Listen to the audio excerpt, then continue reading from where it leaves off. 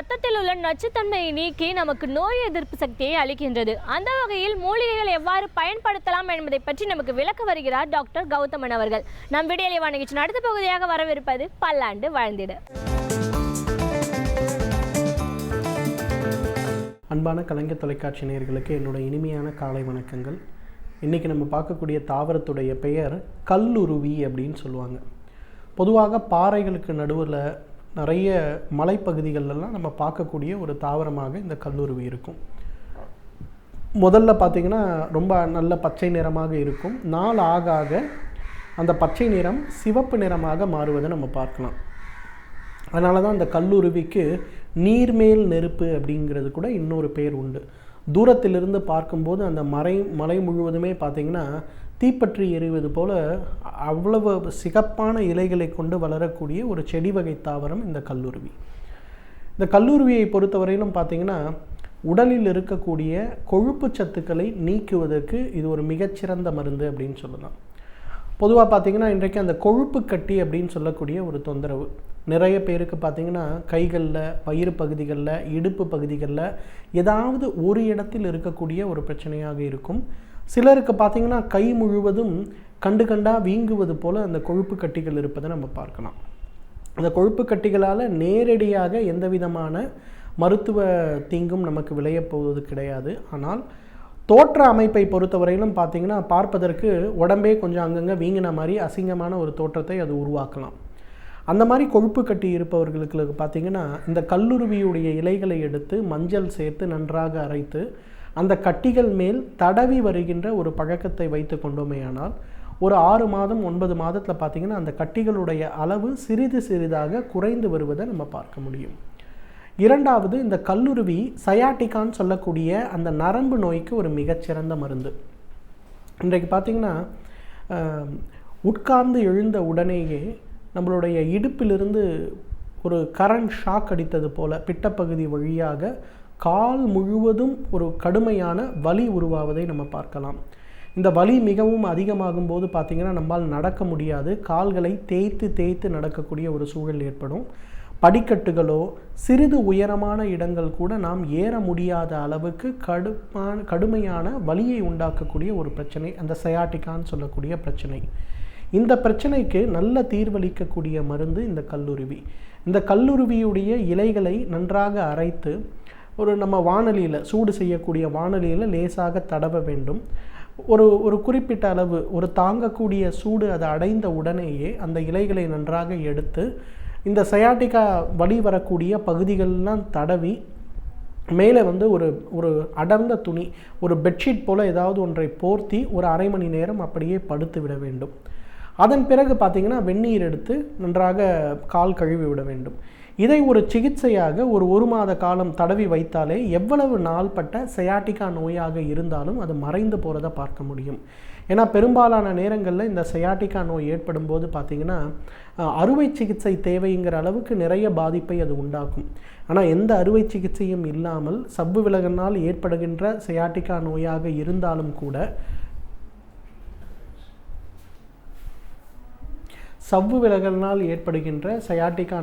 இருந்தாலும் கூட அறுவை சிகிச்சை இல்லாமலேயே தினசரி வீட்டு உபயோகத்திலேயே இந்த கல்லுருவியிலிருந்து எடுக்கக்கூடிய அந்த இலையை நன்றாக அரைத்து சூடு செய்து ஒரு 10 போல் அந்த வலி வரக்கூடிய எல்லா பகுதிகளிலும் தடவி ஒரு அரை மணி நேரம் அல்லது 1 மணி நேரம் படுத்திருக்கக்கூடிய அந்த ஒரு முறை சிகிச்சையை செய்து கொண்டாலே இந்த சியாட்டிகான் சம்பந்தப்பட்ட அதே போல் முதுகுத்தண்டு சவ்வு விலகல் சம்பந்தப்பட்ட நோயும் மறைந்து போகிறத பார்க்கலாம். இன்னும் நிறைய பேர் பார்த்திங்கன்னா குறிப்பாக கணினி துறையில் வேலை பார்ப்பவர்கள், அதே போல் நிறைய பிரயாணம் செய்பவர்கள், இன்றைக்கி மார்க்கெட்டிங் ஃபீல்டில் இருக்கக்கூடிய நிறைய இளைஞர்கள், பெண்கள், இவங்களுக்கெல்லாம் என்ன ஆகுதுன்னா கழுத்து பகுதியில் கடுமையான ஒரு அழுத்தம் ஏற்பட ஆரம்பிக்கிறது. அந்த கழுத்து அழுத்தம் என்ன ஆகுது, நாளடைவில் சர்விக்கல் ஸ்பாண்டிலோசிஸ்ன்னு சொல்லக்கூடிய முதுகுத்தண்டு நோயாக மாறிவிடுகிறது.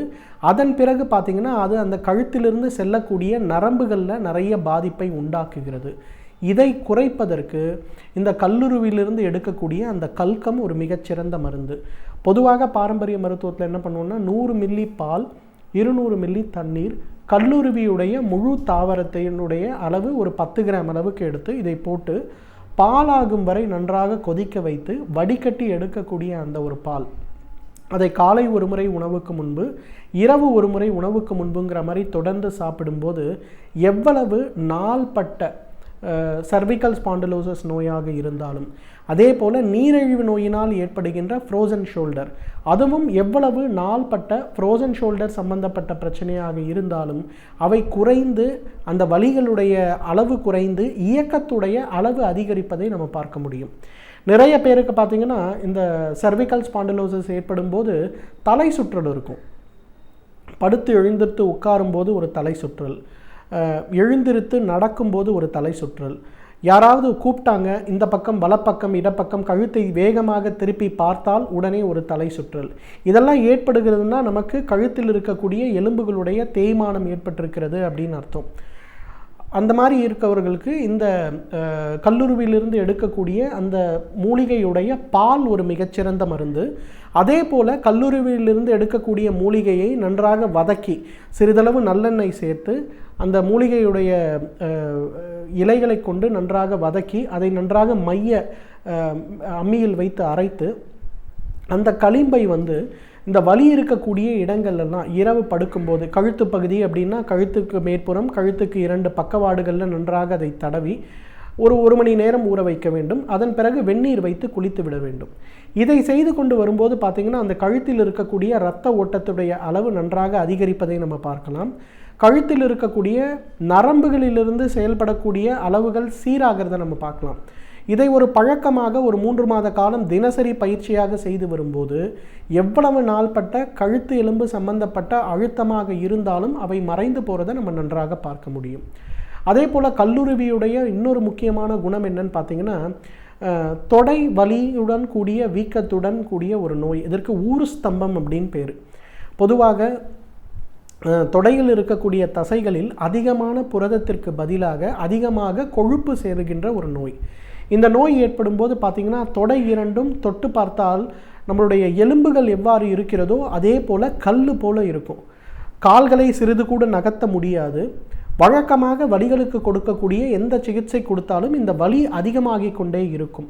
அந்த மாதிரி இருப்பவர்கள் கூட கல்லுருவிலிருந்து எடுக்கக்கூடிய இந்த கல்கத்தை நன்றாக தடவி ஒரு அரை மணி நேரம் ஊற வைத்து வெந்நீர் வைத்து குளிக்க வேண்டும். அதே போல் கல்லுருவிலிருந்து எடுக்கக்கூடிய இலையை பால் கொண்டு கஷாயம் போல் செய்து சாப்பிட வேண்டும். அதை செய்தாலே இந்த ஊரு ஸ்தம்பம் அப்படின்னு சொல்லுகின்ற இந்த தொடை வலி சம்பந்தப்பட்ட நோய் முழுமையாக மறைந்து போகிறத பார்க்கலாம். எனவே நேர்களே, இந்த கல்லுருவியை பொறுத்தவரையிலும் உடலில் ஏற்படுகின்ற, முதுகுத்தண்டுகளில் ஏற்படுகின்ற, எலும்புகளில் ஏற்படுகின்ற வலிகளை குறைப்பதற்கு இயற்கை கொடுத்திருக்கின்ற மிகச்சிறந்த அருமருந்து. கொழுப்பு கட்டிகளுக்கு வெளிப்புறமாக உபயோகப்படுத்தினாலே நல்ல தீர்வளிக்கக்கூடிய சிறந்த மருந்து. தகுந்த மருத்துவ ஆலோசனையின் பேரில் சரியான முறைப்படி இதை உபயோகப்படுத்தினோமேயானால் நம்மாலும் பல்லாண்டு காலம் ஆரோக்கியமாக வாழ்ந்திட முடியும். சமூகத்தில் நடக்கும் நன்மை தீமைகளை அலசி ஆராய்ந்து அதில் நம்முடைய பங்களிப்பை எவ்வாறு வழங்கலாம் என்பதை பற்றி நமக்கு விளக்க வருகிறார் மனுஷபுத்திரன் அவர்கள். நம் விடையிலே நிகழ்ச்சி நடந்த பகுதியாக வரவேற்பது தேதும் நன்றும்.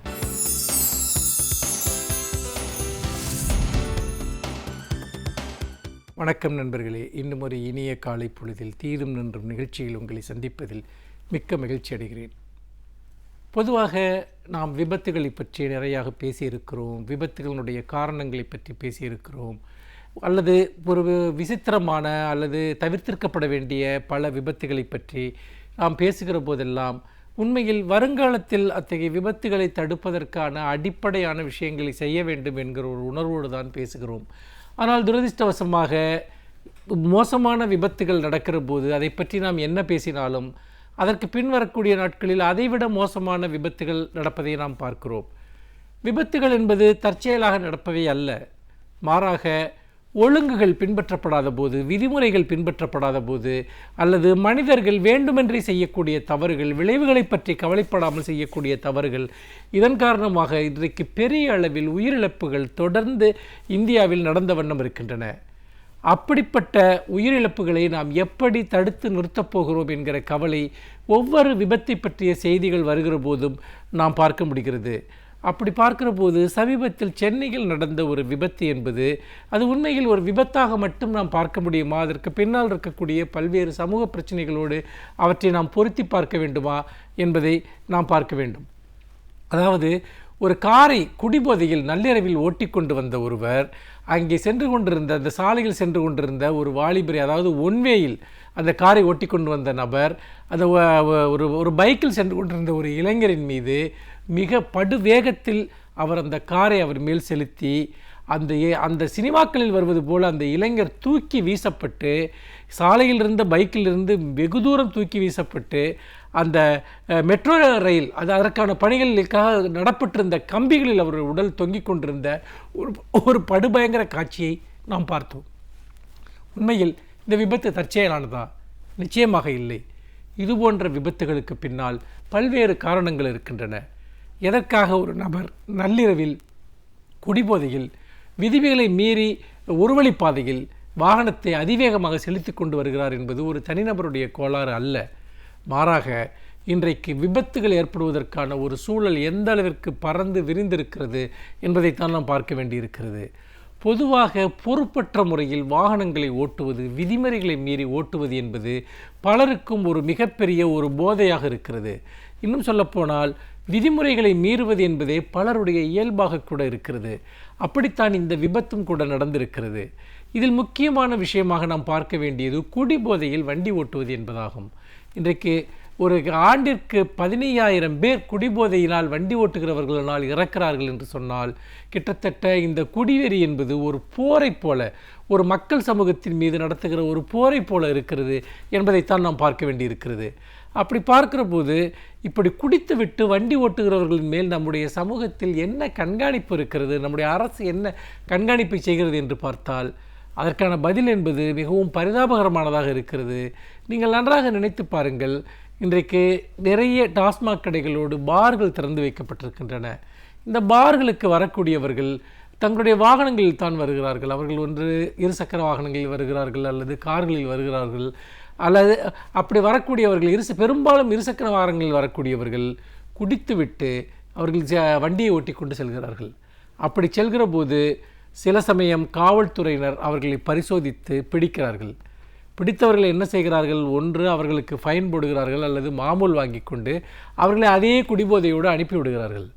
அந்த நபர் இன்னொரு இடத்தில் போய் விபத்தை ஏற்படுத்தினால் கூட அதற்கு எந்த விதமான பரிகாரமும் கிடையாது. இதுதான் தொடர்ந்து நடந்து கொண்டிருக்கிறது. அல்லது அந்த நபரே தன்னுடைய உயிரை எங்காவது போய் மோதி இழந்தாலும் கூட அதற்கு எந்த விதமான பதிலும் இல்லை. இது ஒரு புறம். இன்னொரு புறம் நட்சத்திர விடுதிகளில் காரில் சென்று குடித்து விட்டு வரக்கூடியவர்கள் பலரும் இது போன்ற விபத்துகளை ஏற்படுத்தி இருக்கிறார்கள். புகழ்பெற்ற வழக்கு நடிகர் சல்மான் கானினுடைய வழக்கு அதற்கு ஒரு சிறந்த ஒரு உதாரணம். அந்த வழக்கு என்பது எத்தகைய திருப்பங்களை எல்லாம் அடைந்தது என்பதையும் கூட நாம் சமீபத்தில் பார்த்தோம். ஆக அதே போல் சென்னையில் சில மாதங்களுக்கு முன்பு ஒரு தொழிலதிபர் ஒருவர் குடிபோதையில் தாறுமாறாக காரை ஒட்டி கொண்டு வந்து நடைபாதைகள் தூங்கி கொண்டிருந்தவர்கள் மேலெல்லாம் வண்டியை செலுத்தி அவர்களை கொன்ற காட்சியை எல்லாம் நாம் பார்த்தோம். அதுபோன்ற ஒரு விபத்து தான் சமீபத்தில் நான் இப்போது குறிப்பிட்ட இந்த விபத்தும் கூட. இந்த விபத்தையும் நீங்கள் பார்க்கிற போது பொதுவாகவே நட்சத்திர விடுதிகளிலிருந்து விலையுயர்ந்த கார்களில் வரக்கூடியவர்களை காவல்துறையினர் ஒருபோதும் பரிசோதிப்பதில்லை. அவர்கள் குடித்துவிட்டு வண்டி ஓட்டுகிறார்களா இல்லையா என்று பரிசோதிப்பதில்லை என்பதை நாம் கவனத்தில் கொள்ள வேண்டும். ஏனென்றால் பொதுவாக அப்படிப்பட்டவர்களை பரிசோதிப்பது என்பது தங்களுக்கு ஏதாவது ஒரு சிக்கலை உண்டாக்கலாம் என்று காவல்துறையினர் நினைக்கிறார்களா என்று தெரியவில்லை. சமூகத்தில் பணபலம் படைத்தவர்கள், அதிகாரம் மிக்கவர்கள், சக்தி வாய்ந்தவர்கள், நட்சத்திர விடுதிகளுக்கு செல்லக்கூடியவர்கள் எல்லாம் சட்டங்களுக்கு அப்பாற்பட்டவர்கள் என்று காவல்துறை நினைக்கிறதா என்று தெரியவில்லை. அதன் காரணமாக இப்படி பின்னிரவு வரை விடுதிகளில் குடித்துவிட்டு பிறகு குடிபோதையில் தாறுமாறாக வண்டியை ஓட்டி கொண்டு வந்து அப்பாவி மக்களை கொலை செய்யக்கூடியவர்கள் இன்றைக்கு நாடு முழுக்க பெருகிவிட்டார்கள். பல வழக்குகள் மூடி மறைக்கப்பட்டு விடுகின்றன என்பதுதான் உண்மை. தங்களுடைய அதிகார பலம் அல்லது தங்களுடைய வேறு பல பின்புலங்களை பயன்படுத்தி, பணபலத்தை பயன்படுத்தி கொண்டு இத்தகைய குற்றங்களை இழைக்கக்கூடியவர்கள் வெகு சுலபமாக தப்பிவிடுகிறார்கள். அவர்களை பொறுத்தவரைக்கும் கார் ஓட்டுவதும் குடிப்பதும் என்பது வாழ்க்கையில் ஒரு சாகசம். அதற்கு அவர்கள் மற்றவர்களுடைய உயிரை பணயமாக வைக்கிறார்கள், பலியிடுகிறார்கள். இந்த இடத்தில் தான் குடி பழக்கம் தொடர்பாக அல்லது குடியோடு தொடர்புடைய குற்றங்கள் தொடர்பாக எந்த அளவிற்கு விழிப்புணர்வற்றதாக நம்முடைய காவல்துறை இருக்கிறது என்பதை பார்க்க வேண்டும். இதை நாம் பிற நாடுகளினுடைய உதாரணங்களோடு ஒப்பிட்டு பார்க்க வேண்டும்.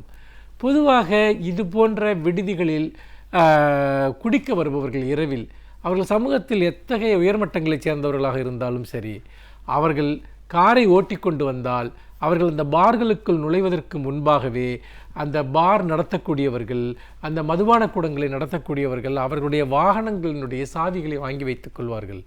அவர் குடிபோதையில் இருந்தால் திரும்பிச் செல்லுகிற போது பல நாடுகளில் அவர்கள் வாகனங்களை எடுப்பதற்கு அனுமதிக்க மாட்டார்கள்.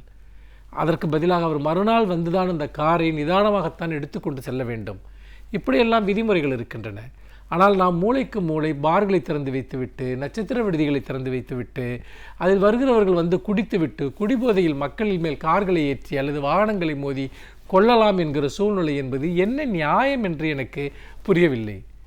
நாம் இப்படிப்பட்ட ஒரு சமூக அமைப்பை, ஒரு சட்ட ஒழுங்கு அமைப்பை நாம் உருவாக்கிவிட்டு மக்களுக்கு எந்த வகையில் நாம் பாதுகாப்பளிக்க முடியும்?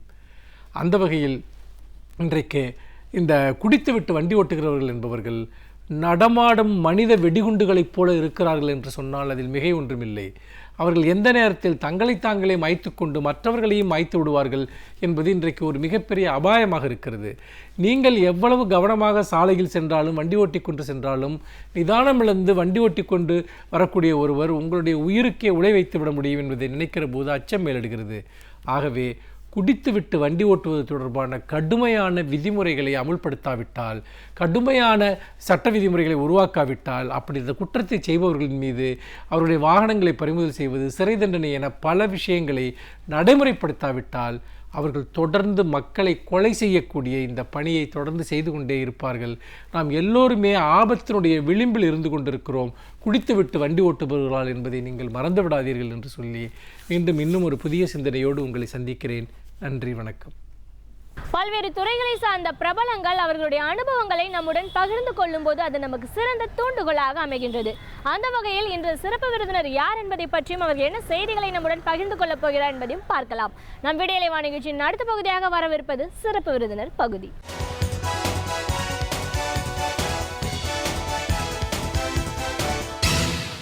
வணக்கம் நேர்களே, விடியலை நிகழ்ச்சியின் சிறப்பு விருந்தினருக்கான நேரம் இது. இன்றைய சிறப்பு விருந்தினர் ஓவியர் விஸ்வம். ஓவியக்கலை அப்படிங்கிறது நம்ம நாட்டோட கலாச்சாரத்தை பிரதிபலிக்கிற ஒரு முக்கியமான அம்சம். இந்த கலையை வளர்க்கணும் அப்படின்னு நினைக்கும் போது யாரெல்லாம் இதில் முக்கிய பங்களிக்கணும்? அரசாங்கத்தோட முக்கியத்துவம், செயல்பாடு இது எவ்வளோ முக்கியத்துவம் வாய்ந்ததாக இருக்குது. ஆனால் இன்றைய நிலைப்பாடு அப்படின்னு பார்க்கும்போது இந்த 5 ஆண்டுகளில் ஓவியக்கலையோட நிலை எங்கே இருக்குது? இப்படி பல விஷயங்களை இன்னைக்கு நாம் அவர்கிட்ட கேட்டு தெரிஞ்சுக்கலாம். வணக்கம் சார். வணக்கம். ஒரு ஓவியராக முதல்ல எங்கள் நிகழ்ச்சிக்கு உங்களை வரவேற்கிறோம் சார். நன்றி. தமிழ் பண்பாடு, கலாச்சாரம் இதெல்லாம் பிரதிபலிக்கணும், அடுத்த நிலைக்கு கொண்டு போகணும் அப்படின்னு வரும்போது கலைன்னு சொல்லும்போது ஓவியம் ஒரு முக்கியமான இடத்துல இருக்குது. இந்த கலை மூலமாக தான் நம்ம நாட்டோட பாரம்பரியம் வெளி உலகத்துக்கே கொண்டு போகிறோம் அப்படின்னும் போது ஒரு நாட்டோட முக்கியமான ஒரு அடையாள சின்னமாக இருக்கிற இந்த கலையை வளர்க்கறதுல யாருக்கு முக்கியமான ஒரு பங்களிப்பு இருக்குது? மத்திய அரசும் சரி, மாநில அரசும் சரி இந்த கலையை வளர்க்கணும் அப்படின்னும் போது எந்தெந்த நிலைகள் எல்லாம் இதோட வளர்ச்சிக்கு அவங்க உறுதுணை இருக்கணும்? ஆனா இன்னைக்கு நீங்க பார்க்கும்போது பல பள்ளிகள்ல கூட பல ஆண்டுகளா ஓவிய ஆசிரியர் ஒருத்தர் ஒரு நடைமுறையில இருந்தும் இன்னைக்கு இந்த 5 ஆண்டுகளை பார்த்தீங்கன்னா அரசு பள்ளிகள்ல அப்படின்ற ஒரு நிலையே இல்லை, ஒரு ஆசிரியரே இல்லாத ஒரு சூழலை தான் நம்ம பார்க்குறோம். ஆனா ஓவியம் அப்படின்னு வரும்போது ஓவியம்ன்றதுக்கு அப்பாற்பட்டு நம்மளோட படிப்பு சார்ந்தும், அறிவியல் சார்ந்தும், கணிதம் சார்ந்தும் பல நிலைகள்ல ஓவியம்ன்றது ஒரு முக்கியமான இடத்துல இருக்கு. இதையெல்லாம் தாண்டி இன்னைக்கு ஒரு ஓவியரா இன்னைக்கு ஓவியத்துறை எந்த நிலையில இருக்கு? என்ன மாதிரியான ஒரு மாற்றங்களை வரணும்னு நீங்க எதிர்பார்க்குறீங்க? அரசு மூலமா என்ன மாதிரியான ஒரு மாற்றம் ஏற்படணும்னு நீங்க நினைக்கிறீங்க? இப்படி பல விஷயங்களை எங்க நேயர்களோட இன்னைக்கு நீங்க முழுமையா பகிர்ந்துக்கணும் சார். இதெல்லாம் பேசணும் அப்படின்னும் போது முதல்ல இந்த 5 ஆண்டுகளை பொறுத்த வரைக்கும் ஓவிய கலையோட நிலைப்பாடு அப்படின்னா எப்படி இருக்கு சார்? அதாவது இந்த எல்லா கலைகளுக்கும் மூத்த கலை அப்படின்னு சொல்லும்போது எல்லா எழுத்துக்கு வடிவத்துக்கே ஓவியம்தான் அப்படின்னு சொல்லி பார்க்கும் பொழுது இதற்கு பின்புலமாக இருக்கின்ற இப்பொழுது பயணப்பட்டு இருக்கின்ற இளைஞர்களும் சரி, மூத்தவர்களும் சரி, ஓவியர்கள் ஒரு குழப்பமான ஒரு அனாதைங்கிற ஒரு இடத்துல இருக்கிறது மாதிரியான ஒரு உணர்வில் தான் நான் இருக்கிறேன். ஏன்னாக்க நான் தொடர்ந்து இந்த துறையிலிருந்து நான் ஓவியம் ஒரு மாணவனாக இருந்து கல்லூரியில் படித்து இப்போ பல விருதுகளை வாங்கி தொடர்ந்து இதில் ஈடுபட்டு இருக்கும் பொழுது எனக்கு முன்னாடி இருக்கின்ற மூத்தவர்களும் சரி, எனக்கு பின்னாடி இந்த இளைஞர்களும் சரி ஒரு குழப்பமான சூழ்நிலை, ஒரு அனாதை போன்ற ஒரு உணர்வு. அது எதை நோக்கி அவர்கள் வேலை செய்து கொண்டு இருக்கிறார்கள் ஓவியர்கள். ஆனால் இவளுக்கு இப்போ படிச்சுட்டு வர்ற அந்த மாணவர்கள் இருக்காங்கன்னா, படிச்சுட்டு வந்த உடனே அரசு துறையில் வேலைக்கு போகணுங்கிறது தான் பெற்றோர்கள் விரும்புகிறாங்க. அது இப்போ பெரும்பாலும் பார்த்துக்க அந்த நிலை மாறி தனியார் துறையில் தான் வேலைக்கு போகிறதுக்கான அதிக வாய்ப்புகள் இப்போ ஏற்பட்டுட்டு இருக்குது. ஏன்னாக்கா அந்த மாணவர்கள் நல்ல முறையில் தான் படிச்சுட்டு வராங்க. இந்த கல்லூரியில் என்னென்ன மாதிரியான முறைகள்லாம் பின்பற்றப்படணும், முறைப்படுத்தப்பட்ட கல்வி அவர்களுக்கு கொடுக்கப்படுகிறதா, அதுக்கு முறைப்படுத்தப்பட்ட கல்வி கொடுப்பதற்கு முறைப்படுத்தப்பட்ட படித்தவர்கள் அவர்களை பணிக்கு சேர்ந்திருக்காங்களா, இந்த இதெல்லாம் பார்க்கும் பொழுது மிக ஒரு பாசிட்டிவாக நம்ம பார்த்தா கூட மிக குறைவு அப்படின்னு நம்ம சொல்லலாம். இப்போ வந்து தொடர்ந்து இது வந்து ஒரு ஸ்கூல் ஆஃப் ஆர்ட்ஸ்னு இந்த கல்லூரி இருந்தது. இந்திய தேசத்திலே முதலாக துவங்கப்பட்ட இந்த கல்லூரி இன்று இந்தியாவில் பின்தங்கி கடைசியாக இருக்கின்ற நிலைப்பாடு தான் இன்றைக்கி நம்ம பார்க்க முடியுது. அதற்கு யாரெல்லாம் காரணம் பொழுது வரிசையாக பார்க்கும் பொழுது இதை சரிப்படுத்துகின்ற நிலையில் அரசாங்கம் இருக்கிறது. அவர்கள் எந்த தொடர்ந்து வருகின்ற அரசாங்கம் முன்னாடி இருந்த பின்னாடி கூட நம்ம பகுதியை பார்த்து பிரிக்க போகும்போது கூட அதில் பணியிடங்கள் மிகவும் காலியாக இருக்கிறது. அதில் துறை தலைவர்கள் 6 துறை இருக்கிறது. துறை தலைவர்கள்லாம் 3 துறைக்கு தான் தலைவர்கள் இருக்காங்க, மற்ற துறைக்கு தலைவர்களே இல்லை. மாண்புமிகு துணை முதல்வர் அவர்கள் ஸ்டாலின் அவர்கள் துணை முதல்வராக இருக்கும் பொழுது 3 முறை தேர்வுகள் செய்து 13 ஓவியர்களை பணியில் அமர்த்தினார்கள். அதற்கு பிறகு இந்த 6 வருடம் சொல்லலாம் அவர் இருந்த கடைசி பீரியட்லேருந்து இந்த பீரியடு ஒருத்தர் கூட பணியில் அமர்த்தலை. நிறைய இடங்கள் காலியாக இருக்கிறது. படித்த மாணவர்கள் வெளியில் கஷ்டப்பட்டுக்கிட்டு இருக்கிறாங்க. இதுக்கெல்லாம் எப்படி ஓவியர்கள் வந்து தெருவில் நின்றுலாம் போராட முடியாது. ஓவியர்கள் ஓவியம் தான் சொல்வார், கலைஞர்கள் அவர்கள் ரொம்ப கடுமையான கருத்துக்களை சொல்வார்களை ஒழிய அந்த செயல்பாடுங்கிற இடத்துல தனியாக தான் நின்றுட்டு இருப்பாங்க. ஏன்னாக்க கூட்டங்கள்லாம் கூட்ட தெரியாது, அவங்களுக்கு கருத்துக்களை சொல்லுவாங்க. அதை அவர்களை வந்து மற்றவங்க தான் பேட்டர்னைஸ் பண்ணணும். இதில் படிச்சுட்டு நீங்கள் பார்த்தீங்கன்னா ஸ்கூலில் பள்ளிகளில் வரும்பொழுது இப்போ எல்லா கல்லூரியிலும் மெடிக்கல் ஆகட்டும், இல்லை ஆர்கிடெக்சர் ஆகட்டும், அல்லது ஓவியத்துறை ஆகட்டும், எல்லா துறையிலும் ஓவியத்தை பற்றி தெரியுமா, கலையரை பற்றி புரிதல் இருக்கிறதா, அவர் கம்ப்யூட்டரை பற்றி தெரியுமா, இது எல்லாமே கேள்விகள் தான் இருக்குது. இதை இந்த ஸ்கூல்லேயே அதை சொல்லிக் கொடுக்கணும் வரும்பொழுது ப்ரைவேட் ஸ்கூலில் இருக்கிறது. ஏன் எல்லாரும் ப்ரைவேட் ஸ்கூலில் நோக்கி போகிறாங்கன்னாக்க அவர்கள் அப்படிலாம் நாங்கள் சொல்லிக் கொடுக்குறோன்னு அறிவிப்பு கொடுக்குறாங்க, நிறைய பண்ணுவாங்க. அப்படிப்பட்ட அறிவிப்புகள் அரசு பள்ளியில் இல்லை, அவங்க அப்கிரேட் பண்ணவும் இல்லை. அதில் காலியாக இருக்கின்ற ஓவிய ஆசிரியர்கள் பணிக்கு ஒரு 5000 ரூபாய் டெம்பரரியாக கொடுத்து சில இடத்துல போஸ்டிங் போட்டிருக்காங்க, நிறைய இடத்துல போடலை.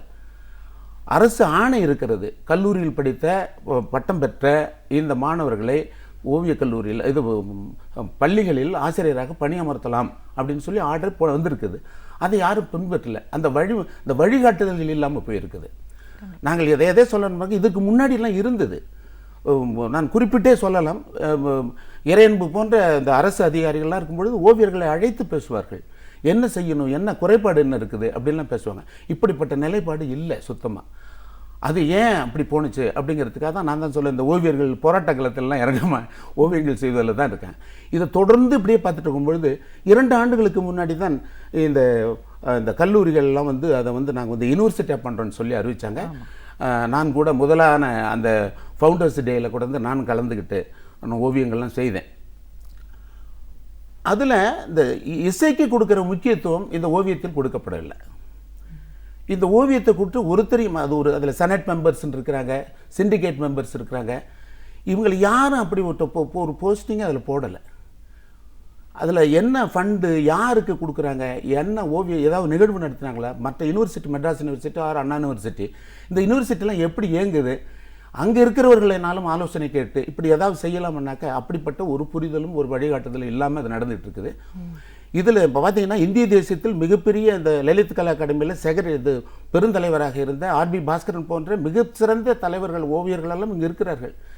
இந்தியாவுக்கே வழிகாட்டினவர்கள். அவர்களெல்லாம் அழைத்து அந்த ஆலோசனை கேட்டால் கூட சரியாக சொல்லுவாங்க.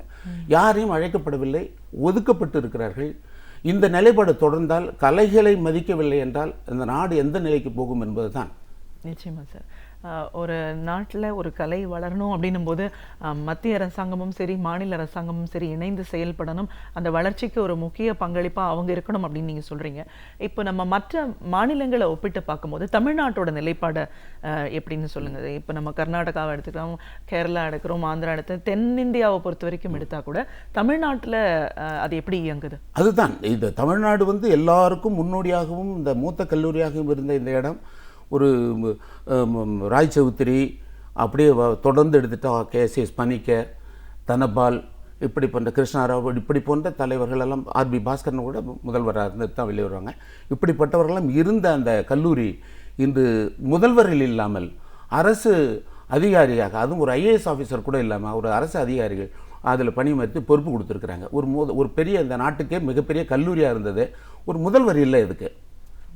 இந்த நிலைப்பாடு தான் இதில் இருந்த பார்த்தீங்கன்னாக்க அகில உலக அளவில் மற்ற நாடுகளில் நமது பாரம்பரிய செயல்கள் இந்த கோடாலி கருப்பூர் சாரின்னு சொல்கிற அந்த சாம்பிள்ஸை வந்து வெளிநாட்டில் மியூசியத்தில் வச்சுருக்காங்க. அதே சேம் கலெக்ஷன் நம்ம காலேஜ் ஆஃப் ஆர்ட்ஸில் தான் அந்த கலெக்ஷன் இருந்தது.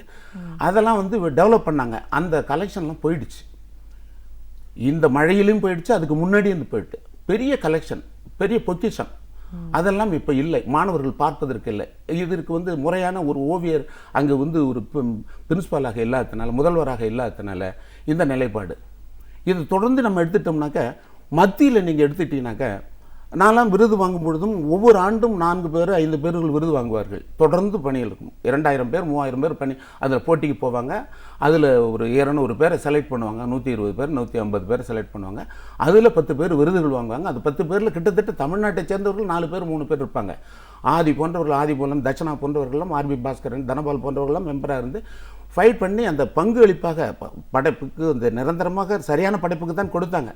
அதெல்லாம் ஒதுக்கப்பட்டு அந்த அந்த இதில் இருக்கின்ற இதில் மத்தியில் யார் வந்து அந்த ஓவியத்துறையில் வந்து ஓவியங்களை சென்று அடைந்து அந்த வந்து தேர்வு செய்யப்பட்டிருக்கிறதோ அவர்கள் வந்து 2 முறை என்னாக்கா அவங்க வந்து ஓட்டு அளிப்பதற்கு, வாக்களிப்பதற்கு உரிமை உள்ளவர்கள். அப்படிப்பட்ட வாக்களிப்பவர்கள் வாக்கு போட்டு அதில் தேர்ந்தெடுக்கப்பட்ட இந்த ஒவ்வொரு மாநிலத்திலும் தமிழ்நாடு, கேரளா, பாண்டிச்சேரி, ஆந்திரா, இந்த 4 மாநிலத்துக்கு 2 மெம்பருங்க. இது 2ல் நான் ஒரு தடவை அதுக்கு பொறுப்பில் நான் நின்று நான் தோற்றுருக்கேன். 2 ஓட்டில் நான் தோற்றுருக்கிறேன். அதற்கு பிறகு அந்த தேர்தலில் நான் நிற்கும் பொழுது இந்த தேர்தலில் ஏன் நிறுத்தினார்கள் என்று எங்களுக்கு தெரியப்படுத்தலை. இந்த 5 ஆண்டுகள் யாருமே இல்லை. அப்படிப்பட்ட ஒரு அட்மினிஸ்ட்ரேஷன் ஆஃபீஸ் நடந்துட்டு ஆண்டுகளுக்கு பிறகு வளர்ச்சி தான் இருக்கணும் மொழி, ஏன் இந்த நிலைப்பாடு ஸ்தம்பிச்சு ஏன் நிற்குது அப்படிங்கிறது தெரியல. இங்கே லலித் கலா அகாடமின்னு இருக்குது, 28 பணியாளர்கள் இருந்த இடத்துல இப்போ 4 பணியாளர்கள் தான் இருக்கிறாங்க. அங்கே பணியாளர்களே இல்லை. ஒரு அரசாங்கம் எப்படி வந்து கலைகளை எல்லாம் தூக்கி நிறுத்தலைன்னு சொன்னாக்க, இவர்கள் எதை சொல்லிக் கொடுக்கிறார்கள், எதை எடுத்துகிட்டு போகிறதுக்கு, எதை மக்களிடம் கொண்டு சேர்க்கறதுக்கு இவர்கள் பாடுபடுகிறார்கள் அப்படிங்கிறது தான். கலை வளராத, கலைகளை பாராட்டாத அரசாங்கமும் நாடும் எப்படி இருக்குங்கிறது தான் இந்த நிலைப்பாடு. இப்போ நீங்கள் வந்து நிறைய மாணவர்கள் நிறைய படிச்சுட்டு திறமையானவர்கள் தமிழகத்திலிருந்து, நம்ம ஓவியக் கல்லூரியிலிருந்தும், கும்பகோணம் ஓவியக் கல்லூரியிலிருந்து படிச்சுட்டு வெளியில் வர்றாங்க. இவர்களுக்கு அரசு துறையில் எந்த வேலை வாய்ப்பும் கொடுக்கப்படலை. அதே மாதிரி ஓவியர்களுக்கு நீங்கள் பார்த்தீங்கன்னா மற்ற மாநிலத்தில் மகாராஷ்டிரா எடுத்துங்க, குஜராத் எடுத்துங்க, பரோடாவில் எடுத்துங்க, இங்கெல்லாம் அங்கே இருக்கிற கல்லூரி, அங்கே இருக்கின்ற ஓவியர்களுக்கு வீடுகள் வழங்கப்பட்டிருக்கிறது, உதவித்தொகை வழங்கப்படுகிறது. அதை பேட்டர்ன்ஸ் பண்ண அப்படி தொடர்ந்து அதெல்லாம் பண்ணுறாங்க. நமது நாட்டில் முன்னாடி இங்கே சில இடமெல்லாம் கொடுத்து, இப்போ சோழமண்டல்னு ஒன்று இருக்குது, அங்கே யாருடைய படங்கள் அங்கே வைக்கப்பட்டு இருக்கிறது? தமிழ்நாட்டிலே பிறந்து, தமிழ்நாட்டிலே படித்து, தமிழ்நாட்டிலே வளர்ந்த இருக்கிறவர்கள நம்ம வேறு மாநிலத்துக்காரர்கள் வந்து தமிழர்களாக நம்ம கருதுகிறோம். அப்படிப்பட்டவர்களுக்கு எந்த ஒரு இதுவும் இல்லை, ஒரு மியூசியம் இல்லை, ஒரு கேலரி இல்லை, ஒரு உதவித்தொகை இல்லை. முன்பு ஓவிய நுண்கலை குழு என்று இருந்தது, அண்ணா காலத்தில் துவங்கப்பட்ட அந்த ஓவியக்கல் நுண்கலை குழுன்னு. அதில் வந்து ஆண்டுக்கு 10 பேருக்கு உதவித்தொகை கொடுப்பார்கள் கண்காட்சி நடத்துவதற்கு. அது வழங்கப்படவில்லை. இப்போது மாணவர்கள் கல்லூரியில் படிச்சுட்டு வெளியில் வந்து அவனுடைய ஓவியத்தை மத்தியில் காட்டுவதற்கு ஒரு இடம் வழங்கப்பட்டது. அந்த இடம் இல்லை, அந்த தொகையும் கொடுக்கப்படலை. நுண்கலை என்ற ஒரு இதழ் வந்தது, அந்த இதழும் நிறுத்திட்டாங்க. நீங்கள் தொடர்ந்து சென்ற முன்னாடி 10 ஆண்டு 15 ஆண்டுகளுக்கு முன்னாடி ஓவியர்களுக்கு இந்த கண்காட்சியில் 10 ரூபாய் 10,000 ரூபாய் விருதாக கொடுக்கப்பட்டது. மூத்தவர்களுக்கு, இளைஞர்களுக்கு 5,000 ரூபாய் கொடுக்கப்பட்டது.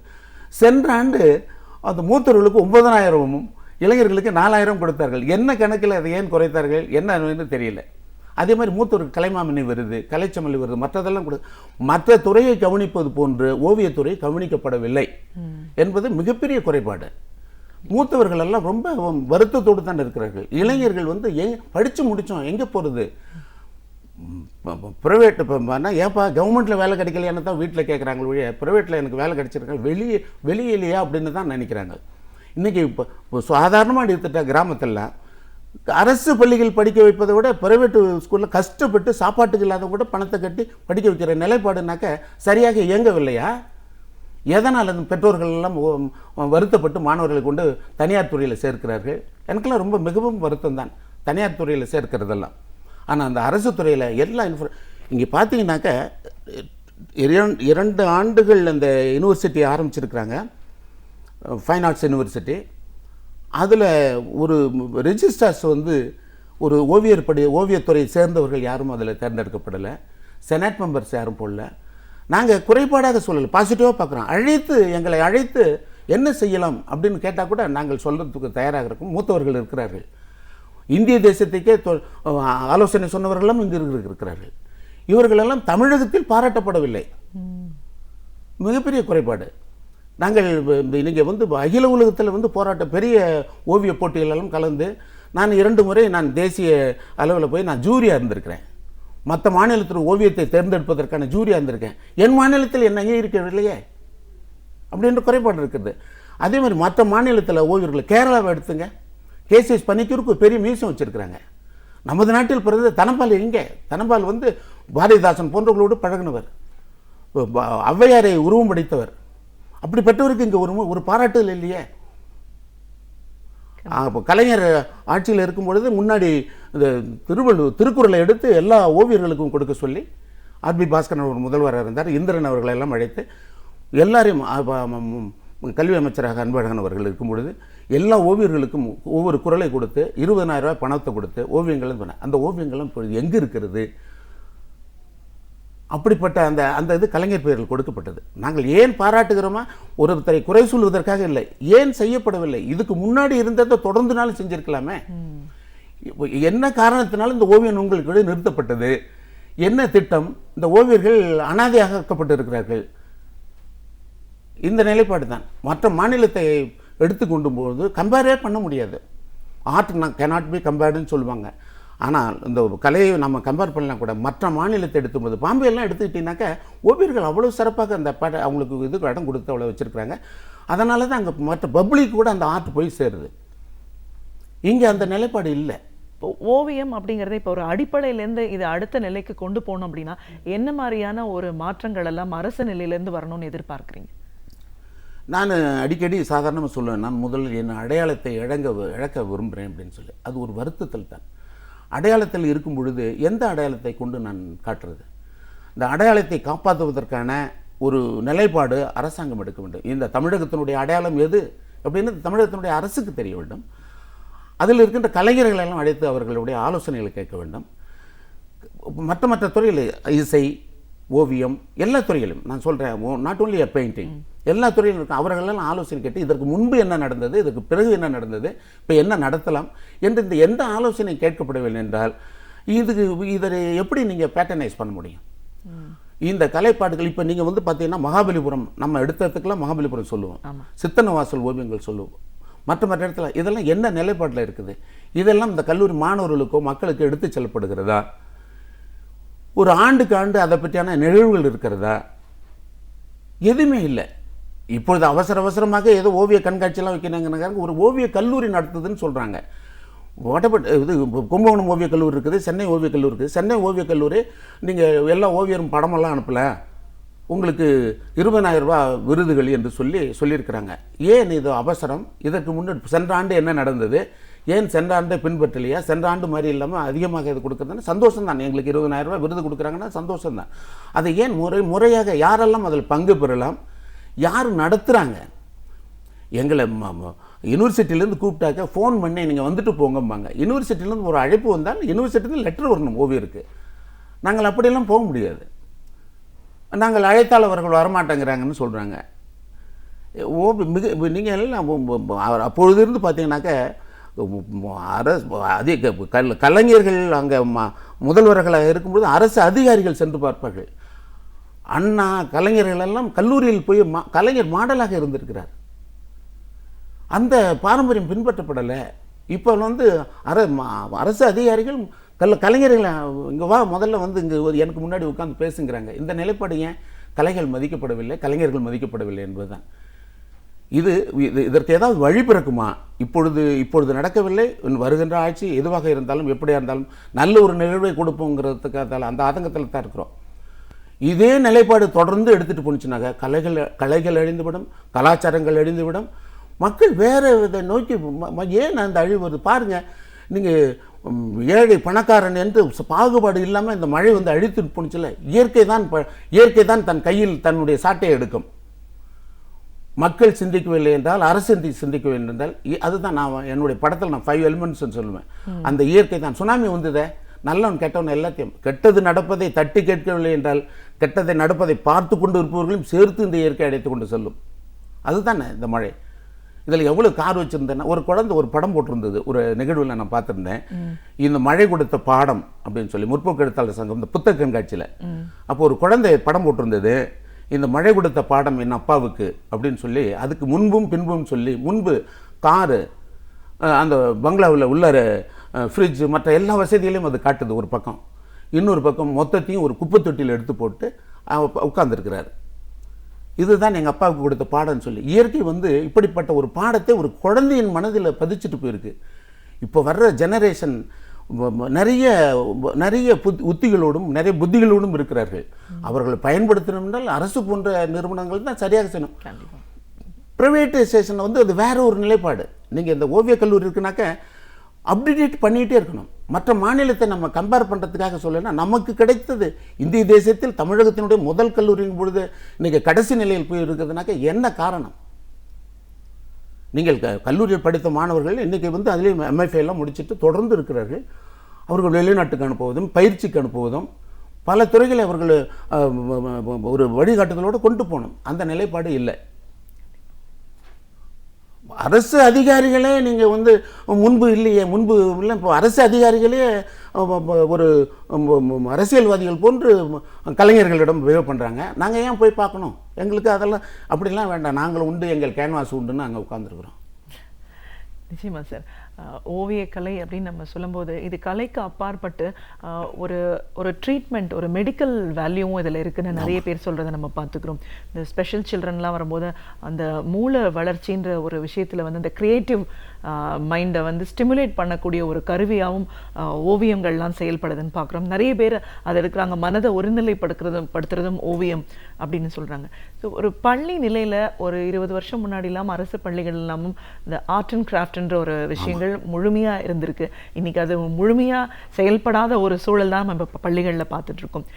இந்த இளம் வயதில் ஒரு 5லேருந்து 15 வயதுக்குள்ளே இருக்கிற ஒரு மாணவர் பருவத்தில் ஓவியம் அப்படிங்கிறது ஒரு மருத்துவ ரீதியாகவும் செயல்படுது அப்படின்னும் போது இந்த பள்ளிகளில் எந்த அளவுக்கு நம்ம மறுபடியும் கொண்டு வர வேண்டிய அவசியத்தில் இருக்கும் சார்? நல்ல ஒரு அடிப்படையான அது ஒரு பெரிய விஷயம். இந்த நிலைப்பாடுனாக்க 2 விதமான ஒரு மக்களிடம் 2 விதமான ஒரு பாகுபாடை இதே நிலையில் எடுத்துட்டோம்னா 2 விதமான பாகுபாடை கொண்டு செல்லும் அப்படிங்கிறது தான்.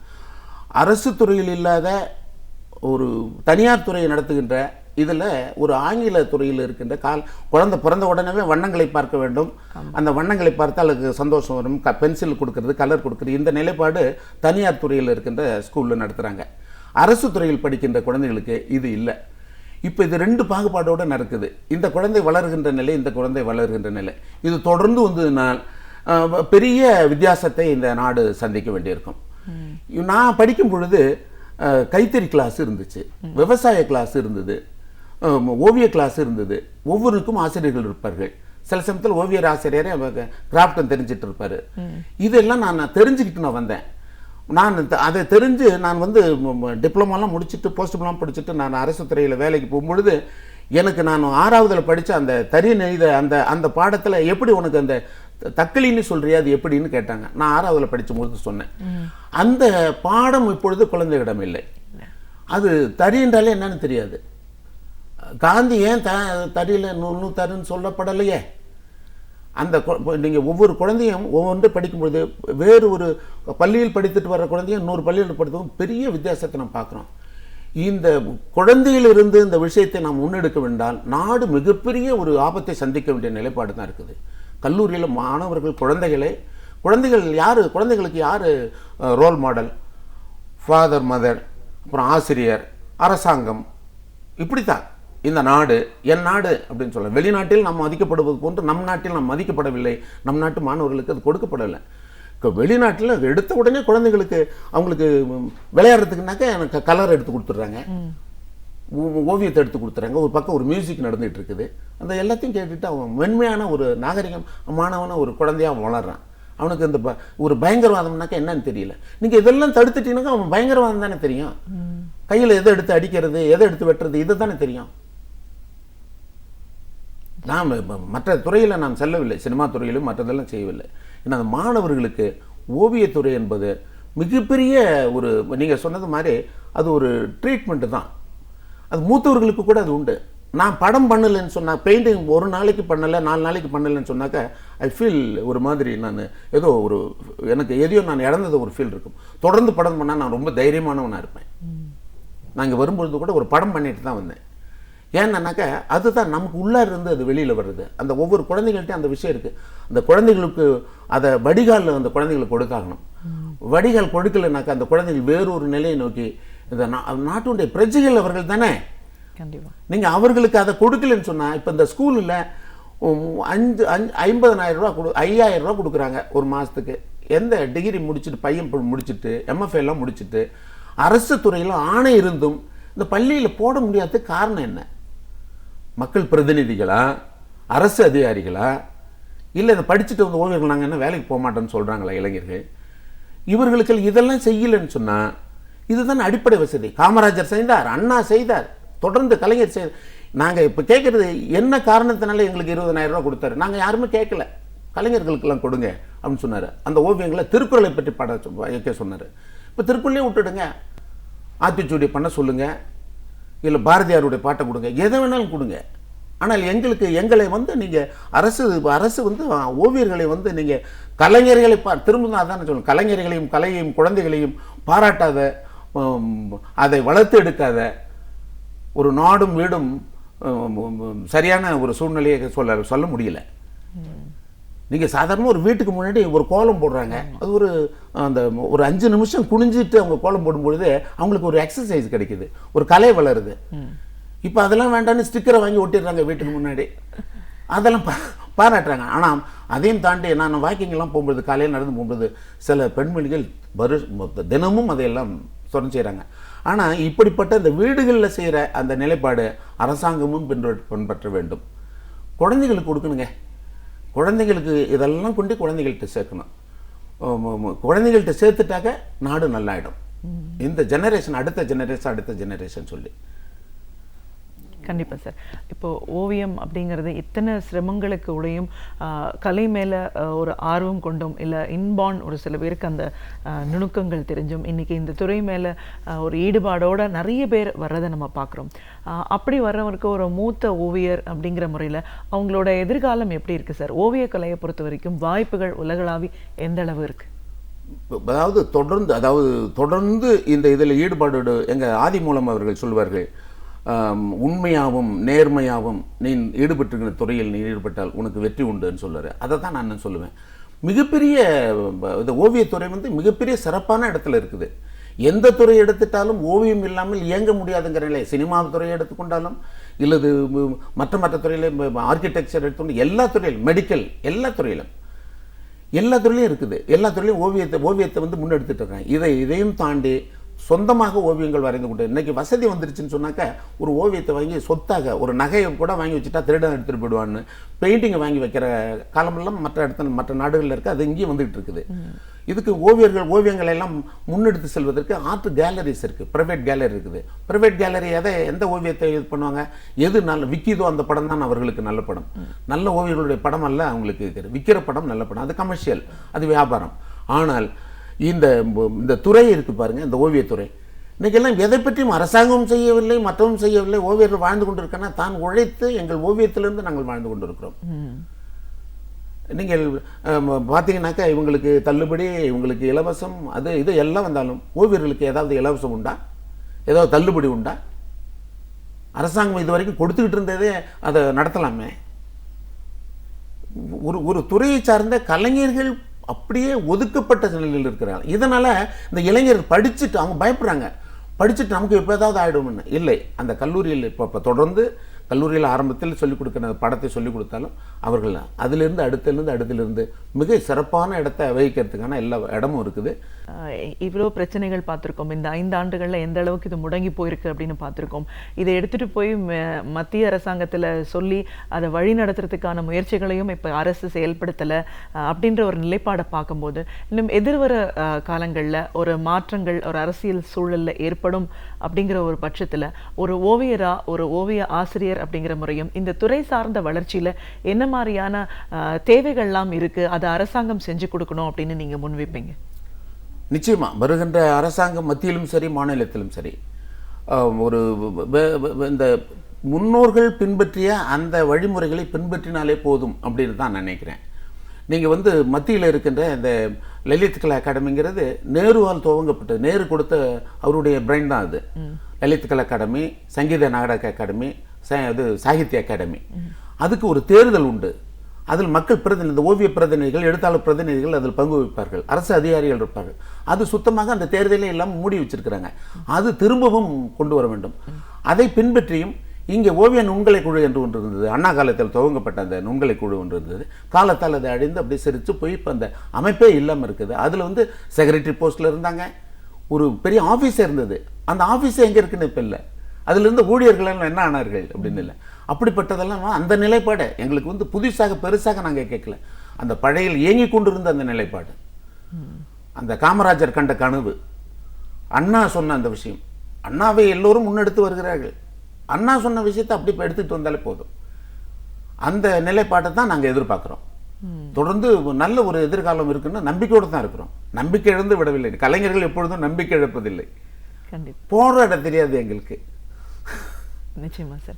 ஒரு ஓவிய கலைஞரா, ஓவிய கலை அப்படிங்கிறது ஒரு நாட்டோட கலாச்சாரம் பண்பாடை எடுத்து வைக்கிறதுல எவ்வளோ முக்கியத்துவம் வாய்ந்த இடத்துல இருக்குது. அந்த கலையை வளர்ச்சி பாதையில் கொண்டு போகணும் அப்படின்னும் போது ஒரு அரசாங்கத்தோட பங்களிப்பு எவ்வளோ முக்கியத்துவம் வாய்ந்ததாக இருக்குது. அந்த அரசாங்கம் இந்த 5 ஆண்டுகளில் எந்த மாதிரியான ஒரு நிலைப்பாட்டை கையாண்டதுனால இன்றைக்கி ஓவியர்கள் அப்படின்றவங்க ஒரு முழுமையாக தன் நிலையை இழக்கக்கூடிய ஒரு சூழல் அரசு பொறுப்புலையும் சரி பதவியிலையும் சரி இன்றைக்கி இருக்கிறத நம்ம பார்க்குறோம். இதிலிருந்து என்ன மாதிரியான ஒரு மாற்றங்கள் தேவைப்படுது? இந்த மாற்றத்தை சரியான முறையில் கொண்டு போகிறதுக்கு எதிர்வர அரசாங்கம் எவ்வளவு தூரம் உங்களுக்கு உறுதுணையா இருக்கணும்னு நீங்க எதிர்பார்க்குறீங்க? இப்படி பல விஷயங்களை, கருத்துக்களை எங்களோட நீங்க முழுமையா பகிர்ந்ததுக்கு நன்றி. நன்றி. இதுவரையில் நாம் அறிந்திராத பல அரிய தகவல்களை நம் சிந்தனைக்கு உரமூட்ட வருகிறார் பேராசிரியர் சுபவீரபாண்டியன் அவர்கள். நம் விடையிலை நிகழ்ச்சியின் அடுத்த பகுதியாக வரவிருப்பது ஒன்றே சொல் நன்றே சொல்.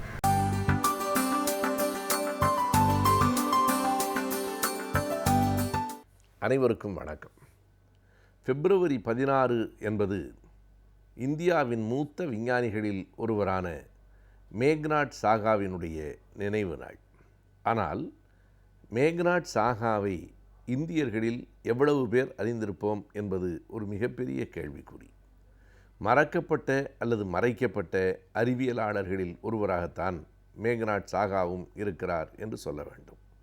அவர் ஒரு தளத்திலே இல்லை, பல தடங்களிலே இயங்கியவர். அறிவியல் துறையில் வல்லுநராக இருந்தார், அரசியலில் பங்கேற்று நாடாளுமன்ற உறுப்பினராக இருந்தார், கடவுள் மறுப்பாளராக இருந்தார், தீண்டாமைக்கு எதிராக போராடுகிற சமூக போராளியாக இருந்தார். இப்படி பல தடங்களிலும் பணியாற்றிய, பல தடங்களிலும் தன்னுடைய முத்திரையை பதித்த மேக்நாட் சாகாவினுடைய பெயர் போதுமான அளவுக்கு இன்னமும் கூட இந்தியாவிலே பரவாமல் இருப்பதற்கு என்ன காரணம் என்று எண்ணி பார்த்தால் அவர் பிறந்த அந்த சமூகம் ஒரு காரணமாக இருக்கலாம். சாகா என்பது சாதியினுடைய பெயர்தான். ஆனால் அது ஒடுக்கப்பட்ட சாதியினுடைய பெயர், அனைவராலும் தீண்டாமைக்கு உள்ளாக்கப்பட்ட ஒரு சாதியினுடைய பெயர். அந்த சமூகத்திலே பிறந்த காரணத்தினால் தானோ என்னவோ அவருடைய அறிவு வெளிச்சம் என்பது இயன்ற அளவுக்கு மறைக்கப்பட்டிருக்கிறது என்று சொல்ல வேண்டும். இன்றைக்கு அவரை பற்றிய ஒரு மிக அருமையான நூல், ஏறத்தாழ 300 பக்கங்களை கொண்ட அந்த நூல் தமிழிலே வெளிவந்திருக்கிறது. அது மொழிபெயர்ப்பாக இல்லை, நேரடியாகவே கண்டறிந்து செய்திகளை தொகுத்து எழுதப்பட்டிருக்கிறது.